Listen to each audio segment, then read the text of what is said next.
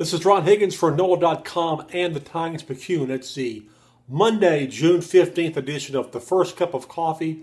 The first thing that comes to my mind every morning about college sports. This morning, still trying to take in LSU's 10-3 loss to TCU in the Tigers' opening game of the College World Series on Sunday. Naturally, most of the world is trying to put the blame on one player, LSU sophomore pitcher Jared Poche, which I find kind of unfair. While it's true, Poche had the two throwing errors in the fourth inning that kind of opened the door for TCU to get going and take it to the Tigers. You know, LSU's problems went far more than that. I mean, it is a team sport.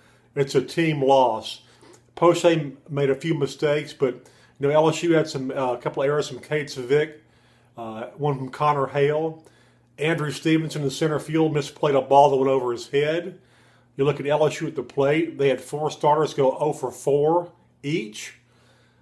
You look at LSU in the 5th, 6th, and 7th innings, and they were 3 up and 3 down off of TCU starter Preston Morrison. Also, you go back to the LSU 4th when they could have rallied back. They got one run, but they also had runners on 2nd and 3rd with 1 out and basically just got 1 run. So all the blame placed on sophomore pitcher Jared Poche, I just don't see it. I know that, you know, pitchers usually get most of the credit and most of the blame when things good and bad happen, and that's part of baseball. But in this case, this was a team loss. And, you know, the fact that, you know, there are a couple of simple plays that he didn't make, but that happens in baseball. That's when your teammates are supposed to pick you up and lift you. And his teammates didn't. So for everything to be put on Jared Poche, it's just not fair. And give this kid credit. After the game, he came out and met with the media. A lot of times you'll see players running high from the media. He came out and met the media, answered the questions, and owned up to it. And give him some credit for that, too.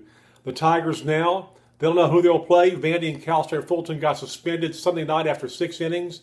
Cal State Fulton led 3-0. That game's going to resume today at 11 a.m. Then the Tigers will find out who they'll play in Tuesday's elimination game. This is Ron Higgins from NOLA.com and the Tigers&apos. That's the First Cup of Coffee. We'll see you.